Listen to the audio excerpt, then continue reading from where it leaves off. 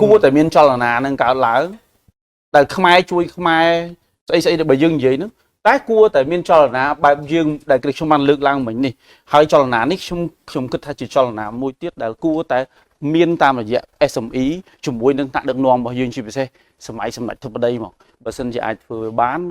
ខ្ញុំជឿជាក់ថាវាជាចំណុចមួយដែលអានេះខ្ញុំនិយាយតែជំរឿមួយជាផ្នែកមួយទេបាទ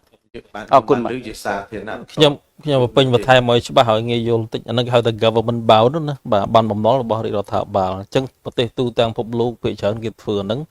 ដើម្បីឲ្យមានហៅថាស្ថិរភាពហិរញ្ញវត្ថុនៅក្នុងប្រទេសនៅក្នុងរដ្ឋនីមួយៗណារដ្ឋាភិបាលយើងដូចជា 4-5 ឆ្នាំកន្លងទៅខ្ញុំធ្លាប់ឮអំពីផែនការ issue government bound ហ្នឹងដែរបាទដើម្បី raise fund ពីវិស័យឯកជនយើងឃើញមានវិស័យដែលបានធ្វើជាហូរហើយមានអីខ្លះ EDC water supply ទឹកប្រតកបាទគឺ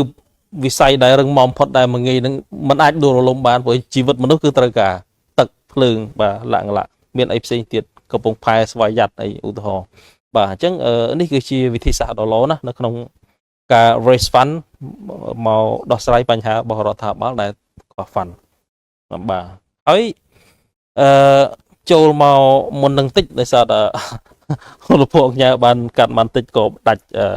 កន្លែងនេះខ្ញុំចង់ផ្ដល់ជាគោលនយោបាយមួយចំនួនការកំណត់អត្រាការប្រាក់គឺលើប្រភេទកម្ចីជាពិសេសមិនថា business loan housing loan private loan អីឡាក់កប់3កំណត់ផ្អែកទៅលើ GDP per capita របស់រដ្ឋមួយនឹងឧទាហរណ៍នៅកម្ពុជា GDP per capita មិន GDP ណាគឺ per capita មានថាសំដៅលើចំនួនប្រជាជនម្នាក់ដែលរកបានជាមធ្យមក្នុងមួយឆ្នាំហ្នឹងកម្ពុជាយើងតាមទិន្នន័យដូចជា$2,100ក្នុងមួយឆ្នាំដែលរកបានណាហើយអត្រាការប្រាក់យើងប្រហែល10 11 12% បាទខ្ពស់ណាយើងប្រើបានរូបមន្ត government bound ហ្នឹងបាទដែលយើងបោះអាហ្នឹងដើម្បីប្រមូលទំនុកចិត្តពីពលរដ្ឋដែលគាត់ invest ជាមួយរដ្ឋាភិបាលគាត់ទិញបានភាគហ៊ុនរបស់រដ្ឋាភិបាលហ្នឹងព្រោះយើងដឹងហើយថារដ្ឋមិនអារម្មណ៍ដូចឯកជនទេបាទរដ្ឋគឺជាអធិបតេយ្យគឺជាប្រទេសមួយបាទគឺអាយុកាលរាប់ពាន់ម៉ឺនលានឆ្នាំបាទគឺអញ្ចឹងអានេះបានគេឆុសមកចឹងថាកាលណាទិញបានភាគហ៊ុនពីរដ្ឋាភិបាលរដ្ឋាភិបាលគឺមិនដែល fail មិនដែលអាលុំទេមិនដែលខ្សែធនទេរដ្ឋគឺមិនខ្សែធនចង់និយាយខ្លីបាទលោកបណ្ឌិតដែលបានគិតទេដែលពុកមិនជឿទៀតលើកពីគំនិតចាស់តែបានគិតថាបើសិនជារដ្ឋាភិបាលលោកធ្វើបើតែបាន government bound ហ្នឹងតែលោកប្រមាណមើលតើ expect មើលតើលុយប្រមាណលានដែលរដ្ឋាភិបាលប្រមូលបានពីបងប្អូននេះអាចជួយ SME យើងដឹងហើយថាអ្នកមានអ្នកមធ្យមហើយនឹងអ្នកកណ្ដាលហើយអ្នកទាបបំផុតហ្នឹងយើងអាច estimate ដឹងហើយថាប្រមាណ%ខុសគ្នាបាទយ៉ាងហោចណាស់ក៏បើនិយាយពីអ្នកដែលជីវភាពហៅថាក្រោមមធ្យមខ្ញុំគិតថាមិនតូចជាង 70% ទេបាទក្រោមមធ្យមណាបាទហើយមកដល់វិបត្តិសេដ្ឋកិច្ចសង្គមបច្ចុប្បន្នទៀតហ្នឹងខ្ញុំគិតថាអ្នកដែលជីវភាពក្រោមមធ្យមអាចលើសពី 70% បាទខ្ញុំអាចវាយតម្លៃបានប៉ុណ្ណឹងតាមខ្ញុំតាមដានព្យាករណ៍20ឆ្នាំចុងក្រោយជាពិសេសមកដល់ពេលនេះបាទ 70% ដែលជីវភាពក្រោមមធ្យមហ្នឹងអាហ្នឹងពោះណាទាបណាបាទទាបណាគឺអាចលើសនឹងទៀតបាទអញ្ចឹងអាចថាចន្លោះខ្ទង់ 20% ពីអ្នកមានធនធានច្រើនពីមធ្យមទៅខ្ពស់អញ្ចឹងអ្នកនោះជាអ្នកមុខសញ្ញានៃការទិញបានបំណុលពីរាជរដ្ឋាភិបាលដើម្បីហៅថារាជរដ្ឋាភិបាលជាមួយនឹងវិស័យឯកជនហ្នឹងគាត់ផ្លាស់ប្ដូរ interact គ្នាទៅវិញទៅមកដើម្បីប្រើ fund ហ្នឹងលើកថាទិញចុះបើសិនជារដ្ឋាភិបាលតែលក់ចេះតែមានជាបុគ្គលនៅក្នុងមន្ត្រីរដ្ឋាភិបាលគាត់ចង់ទិញបានអញ្ចឹងចេះតែពួកខាងក្រៅគេថាអូអ្នកនឹងពុកក៏លួយអ្នកនឹងចេះទិញឬក៏កំណត់ឲ្យតែប្រជាជនខ្ញុំចេះតែសួរទៅព្រោះសម័យឃើញតែពួកហ្នឹងគេចេះតែ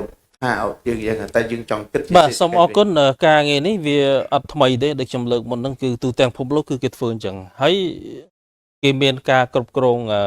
ការសម្ងាត់វិជ្ជាជីវៈសពបែបយ៉ាងហ្នឹងគឺ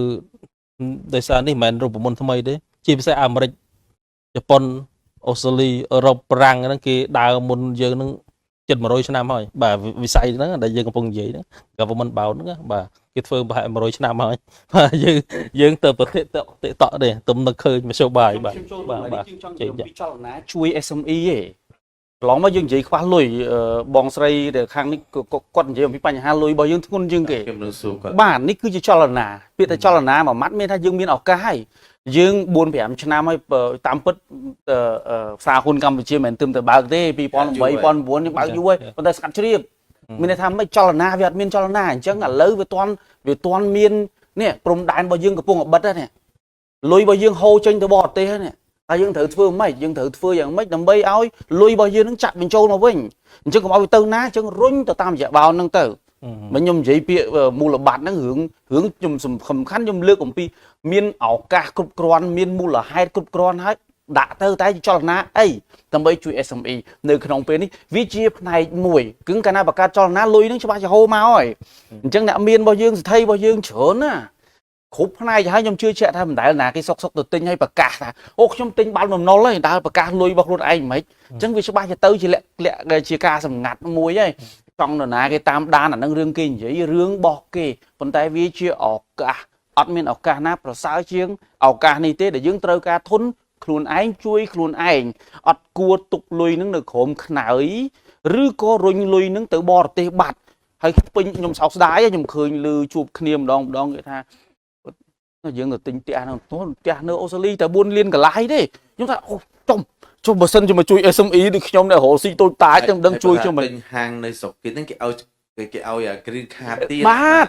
នេះហើយបើនាំគ្នាធ្វើអញ្ចឹងតែ SME ជាឆ្អឹងខ្នងជាតិហ្នឹងរស់យ៉ាងម៉េចបើម្នាក់នាំគ្នាអង្គុយមើលហ្នឹងនិយាយឲ្យរំពឹងអីបាទហើយខ្ញុំនិយាយនេះមិនមែនមានន័យថាប្រជាពិធុទេខ្ញុំមិនមែនចង់បានប្រិយមិត្តមកគ្រប់គ្រងខ្ញុំព្រោះខ្ញុំជាអ្នកអត់បានរស់ដោយសារតែអ៊ីនធឺណិតទេ